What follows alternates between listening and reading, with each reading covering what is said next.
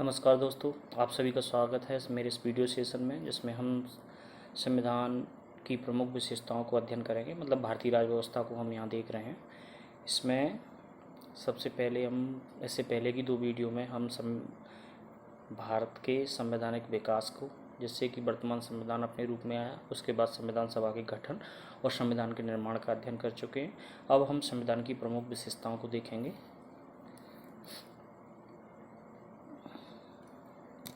तो संविधान की प्रमुख विशेषताओं को मैंने यहाँ शॉर्ट में लिखा है और इन्हें हम एलोबरेट करते चलेंगे एक एक से। तो इसमें सबसे पहले है जैसे कि सबसे लंबा लिखित संविधान। तो यहाँ पे क्या है, एक तो सबसे लंबा, जैसे हम बाद में देखते हैं। फिर है लिखित संविधान। तो लिखित, और इसका मतलब ये है कि संविधान कुछ और भी तरीके होते हैं। जैसे कि हमने लिखा है कि हमारा संविधान लिखित संविधान, तो एक और तरीका होता है कि वो अलिखित संविधान होता है, जैसा कि ब्रिटेन में है। वहाँ पे पुराने रीति रिवाजों या जो प्रचलित परंपराएं, उन्हीं के आधार पर देश को चलाया जाता है, इसीलिए उसे अलिखित संविधान माना गया। जबकि भारत में ऐसा परंपराओं या प्रथाओं से नहीं, बल्कि एक लिखित और ड्राफ्टेड संविधान है, जिसके माध्यम से देश को गवर्न किया जाता है, इसीलिए हम कहते हैं इसे लिखित संविधान। अब ये चूंकि सबसे लंबा क्यों, लंबा इसीलिए है क्योंकि इसमें 395 अनुच्छेद, 22 भाग और 12 अनुसूचियाँ सम्मिलित हैं, जो कि एक लेंथी संविधान का निर्माण करती हैं इन सब से मिलकर। और ऐसा क्यों हो पाया? क्योंकि भारत में बहुत डाइवर्सिफिकेशन है। यहाँ पर भारत में प्रजाति विविधता, भाषाई विविधता, क्षेत्रीय विविधता और बहुत सारे फैक्टर हैं, और इतने सारे फैक्टरों को एक साथ समेटना और एक संविधान के अंतर्गत गवर्न करना, ये एक टफ काम हो जाता था। इसीलिए इतने लंबे बड़े संविधान का निर्माण किया गया, ताकि इसमें सत्ता के कुछ कार्यक्रम, जैसे कि केवल कार्यपालिका या विधायिका और न्यायपालिका को ही शामिल न करते हुए प्रशासनिक ढांचे को भी इसमें सम्मिलित किया गया है, इसलिए ये इतना लंबा हो जाता है। और दूसरा ये था कि उस समय, जिस समय ये संविधान का निर्माण हो रहा था, तो संविधान सभा में जितने भी लोग थे, उनमें क्या, वकीलों की संख्या ज़्यादा थी। तो उन्होंने उस हिसाब से हर चीज़ को बहुत अच्छे से ठोस रूप में लिखने का प्रयास किया, इसलिए भी और इसके लिए B.R. अम्बेडकर जी ने 60 देशों के संविधान का अध्ययन किया था।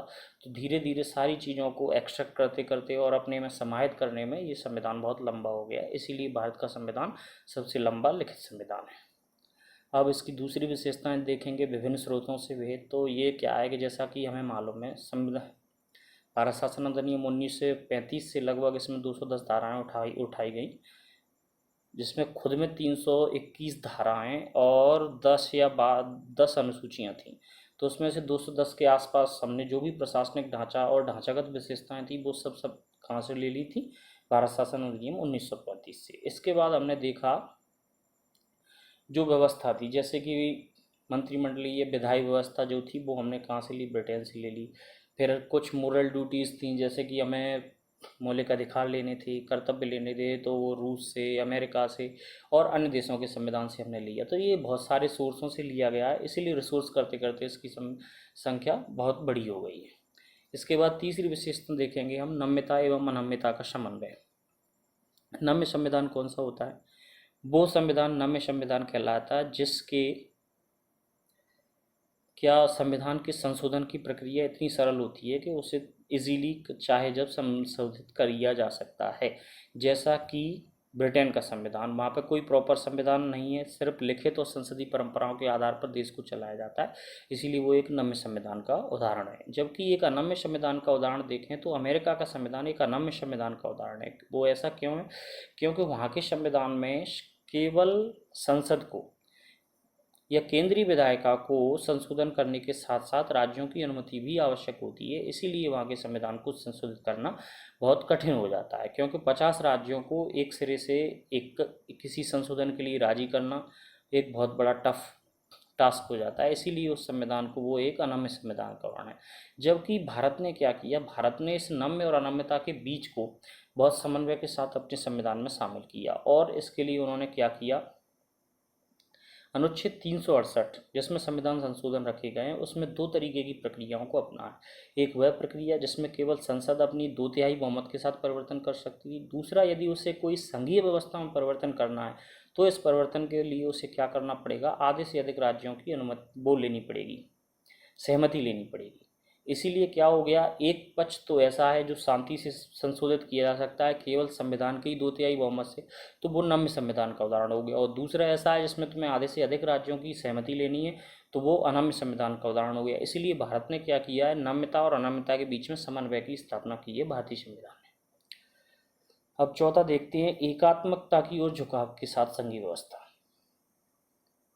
तो पहले देखते हैं अपन संघीय व्यवस्था। संघीय व्यवस्था क्या होती है? संघीय व्यवस्था वो व्यवस्था है जिसमें दो सरकारें पैरेलल काम करती हैं, एक केंद्र सरकार और एक राज्य सरकार। और जब भी हम देखेंगे कि दो सरकारें काम कर रही हैं तो ये भी जरूरी हो जाएगा कि उनके बीच शक्तियों का विभाजन हो, क्योंकि नहीं तो वो एक दूसरे को ओवरराइड करेंगे। इसीलिए शक्तियों का विभाजन होता है संघीय व्यवस्था में। संघीय व्यवस्था में शक्ति के विभाजन के साथ ही ये भी चाहिए कि एक लिखित संविधान हो, ताकि जब भी कोई कॉन्फ्लिक्ट राइज हो दोनों के बीच में, केंद्र और राज्य के बीच में, तो उसमें से उसे क्लैरिफाई किया जा सके, उससे सुधारा जा सके। तो इसके लिए क्या करेंगे अपन, तो संघीय व्यवस्था के लिए क्या जरूरी है, दो सरकारें, ठीक है, दोनों सरकारें चाहिए। उसके बाद हमें शक्तियों का, सरकारों के बीच में शक्ति का विभाजन चाहिए। शक्ति के बाद हमें लिखित संविधान चाहिए। लिखित संविधान होने के साथ साथ हमें क्या चाहिए, संविधान की सर्वोच्चता चाहिए, कि जो भी चीज़ें लास्ट क्लियरली कौन डिसाइड करेगा, तो वो हमारा संविधान डिसाइड करेगा। इसके बाद क्या चाहिए, हमें सर्वोच्च न्यायपालिका चाहिए, स्वतंत्र न्यायपालिका चाहिए, ताकि वो दोनों के बीच में जो कॉन्फ्लिक्ट है उन्हें निपटा सके और उनमें न्याय ऐसा लगे सही से, उनके कॉन्फ्लिक्टों का केंद्र और राज्य के बीच के संघर्षों का निवारण कर सके। उसके लिए एक हमें स्वतंत्र न्यायपालिका की आवश्यकता होगी। तो ये सारी चीज़ें जो हमने अभी तक देखी, जैसे कि क्या, दो सरकारें, राज्य सरकार और केंद्र सरकार, और लिखित संविधान, शक्तियों का विभाजन, संविधान की सर्वोच्चता और सर्वोच्च न्यायपालिका, और एक द्विसदनीय व्यवस्था, ये सारी संघात्मकता के गुण हैं। लेकिन भारतीय संविधान केवल संघात्मकता के गुणों को ही नहीं लेता, बल्कि कुछ एकात्मकता के भी गुणों अपने अंदर कंसिस्ट करता है। जैसे कि देखें अपन, इकहरी नागरिकता है और एकल न्यायपालिका है। केंद्र और राज्य के लिए केवल एक ही न्यायपालिका है, वो ही दोनों प्रकार के नियमों का को क्या करती है, पालन सुनिश्चित करती है। एक ही न्यायपालिका दोनों प्रकार के कानूनों को संचालन करती है। इसके बाद क्या है, केंद्र द्वारा राज्यों में गवर्नर की नियुक्ति की जाती है, अखिल भारतीय सेवाओं की नियुक्ति की जाती है। तो इस तरीके से क्या है कि गवर्नमेंट का सारा कंट्रोल किसके हाथ में पहुंच जाता है, केंद्र के लगभग पहुंच जाता है। इसीलिए क्या कहा गया है, भारत को एकात्मकता की ओर झुकाव के साथ संघीय व्यवस्था के रूप में जाना जाता है। अब देखते हैं 5 सरकार का संसदीय रूप। सरकार के 2 रूप होते हैं, एक तो राष्ट्रपति सरकार और एक होती है संसदीय सरकार। राष्ट्रपति या प्रेसिडेंशियल फॉर्मेट में क्या होता है कि कार्यपालिका अलग होती है जो राष्ट्रपति के अंडर काम करती है, विधायिका अलग होती है जिसके सदन केवल विधायन का काम कर रहे होते हैं। राष्ट्रपति अपने हिसाब से अपने विभागों के लिए अलग से सचिवों की नियुक्ति कर सकता है और विधानसभा अपने लिए अलग से काम कर रही होती है। और राष्ट्रपति को अपने कुछ निर्णयों को, जो कि विधानसभा के लिए उसे परमिट कराने होते हैं, वो विधानसभा में रखने पड़ते हैं। विधानसभा चाहे तो उन्हें स्वीकृत करे, अस्वीकृत करे। तो इस तरीके का क्या है कि आपस में असहयोग देखने को मिलता था।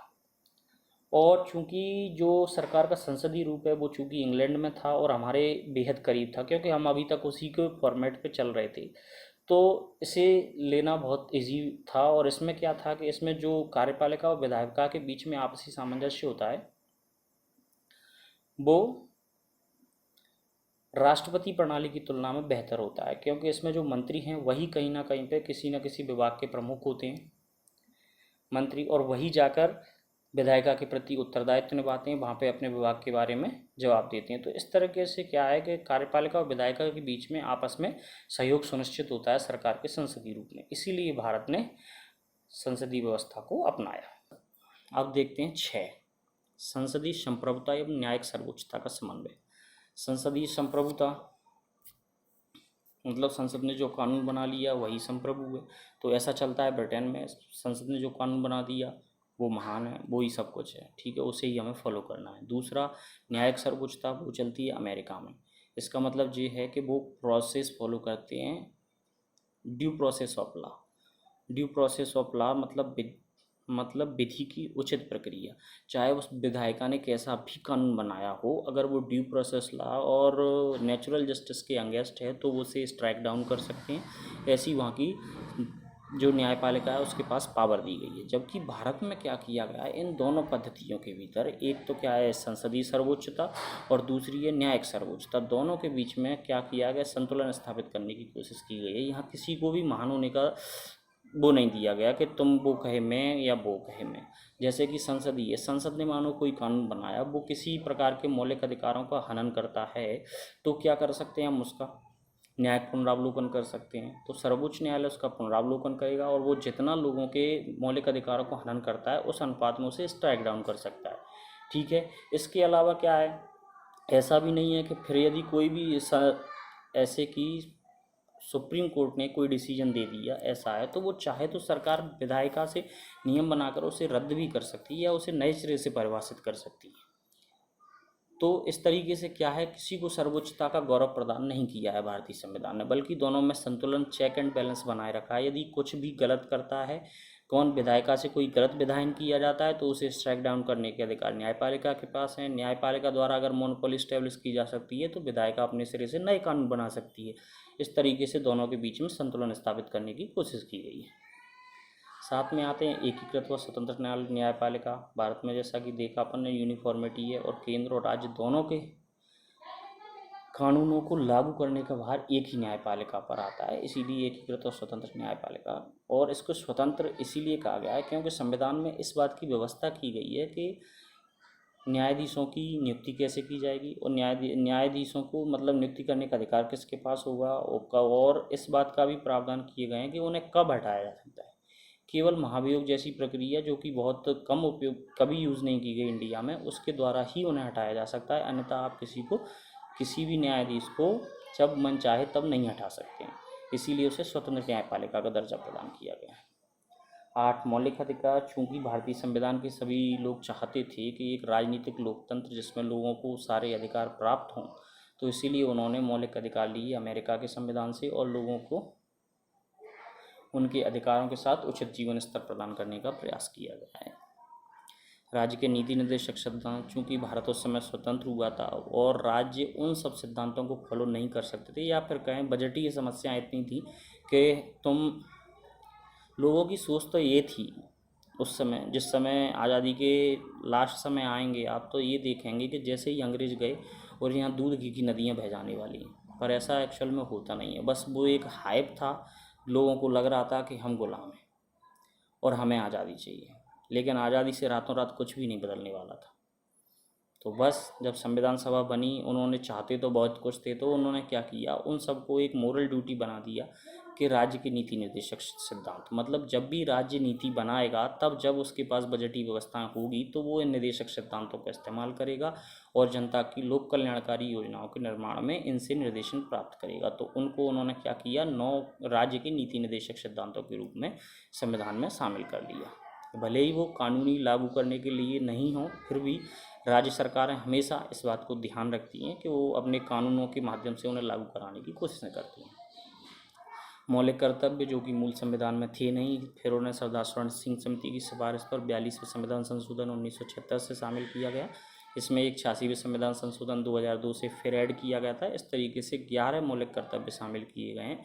ये बस इसी पे है कि जब आप अधिकार चाहते हैं तो आपको कुछ कर्तव्य भी फॉलो करने पड़ेंगे, तो इसीलिए मौलिक कर्तव्यों को भी भारतीय संविधान में समायोजित किया गया है। 11वां धर्मनिरपेक्ष राज्य है। तो भारत के धर्मनिरपेक्ष राज्य की जो परिभाषा है वो पश्चिम की धर्मनिरपेक्षता से बहुत अलग है। पश्चिम की धर्मनिरपेक्षता ने क्या किया है, पश्चिम में चर्च को, क्योंकि वहाँ पे चर्च इतना हावी था कि वो सरकारों के मेन रोल वही प्ले करता था, इसीलिए उसे दूर करने के लिए वहाँ पे ये व्यवस्था की गई धर्मनिरपेक्षता में कि राज्य को धर्म के मसलों से बिल्कुल अलग रखा जाए। जबकि भारत की जो धर्मनिरपेक्षता है वो एक सकारात्मक धर्मनिरपेक्षता है। जैसे कि भारत में ये कहा गया है कि राज्य का कोई विशेष धर्म नहीं है, किंतु राज्य किसी भी धर्म को मानने या उसके अनुपालन में सभी लोगों का सहयोगात्मक रवैया अपनाएगा। और इसी के लिए हम देखते हैं मौलिक अधिकारों में धार्मिक स्वतंत्रता के अधिकार को शामिल किया गया है, जिसमें आपको आपके धार्मिक क्रियाकलाप करने, संघ बनाने, धर्म की समृद्धि उत्थान के लिए काम करने और इस सब की आपको स्वतंत्रता सौंपी गई हैं, जिसमें उसे आपके एक अधिकार की तरह शामिल किया गया है, जिसे आप लागू करवाने के लिए कोर्ट भी जा सकते हैं। तो इस तरीके से भारत का धर्मनिरपेक्षता एक स्वतंत्र या जिसे बोलें एक सकारात्मक धर्मनिरपेक्षता। इसके बाद है सार्वभौमिक वयस्क मताधिकार। तो भारत में किसी भी 18 वर्ष तक से अधिक उम्र के वयस्क व्यक्ति को किसी भी जाति, धर्म, लिंग या अन्य किसी भी आधारों पर उसके मतदान के अधिकार से वंचित नहीं किया जाएगा। वो सरकार में प्रतिनिधित्व या जिसे कहें वो अपने प्रतिनिधि को चुनने का अधिकार उसके पास सुरक्षित किया गया है।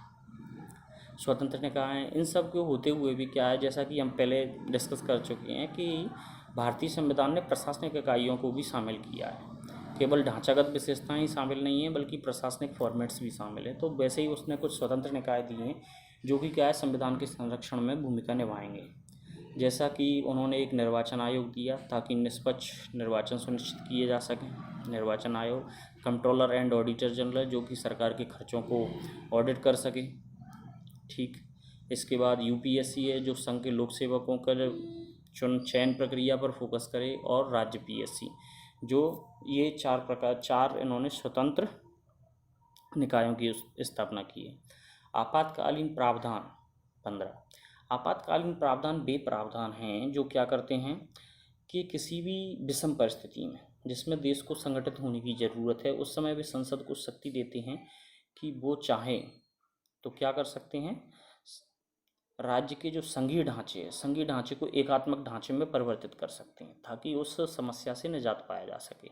तो इसके लिए क्या किया गया है, ये व्यवस्था ऐसी दी गई, इसके लिए आपको किसी संविधान संशोधन की आवश्यकता नहीं होती है बल्कि आप इसे सीधे अनुच्छेद से इन्वोक कर सकते हैं और संघीय तंत्र पूरा का पूरा एकात्मक ढांचे में परिवर्तित हो जाता है। इसके लिए क्या किया गया है, आपातकालीन उपबंध दिए गए हैं जिसमें से पहला है 352 में युद्ध या बाहरी आक्रमण के समय जब भी रहेगा तो आप क्या कर सकते, युद्ध या बाहरी आक्रमण के समय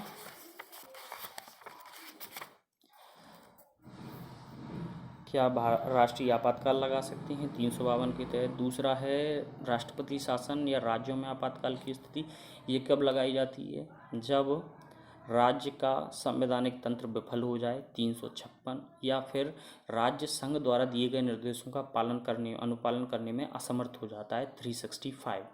ठीक, इसके बाद एक तीसरी व्यवस्था है वित्तीय आपातकाल जो कि 360 के तहत लगाया जाता है, अनुच्छेद 360 के तहत लगाया जाता है। तो इस तरीके से 3 प्रकार के आपातकाल की प्रावधान किए गए हैं जिनमें पूरा संघीय तंत्र बगैर किसी संवैधानिक संशोधन के और एकात्मक फॉर्मेट में परिवर्तित हो जाता है। 16 है त्रिस्तरीय सरकारें। तो अभी तक हम जितने भी संविधान देखेंगे विश्व के उनमें सब में क्या है, द्विस्तरीय व्यवस्थाएं दी गई हैं, राज्य सरकारें और केंद्र सरकारें।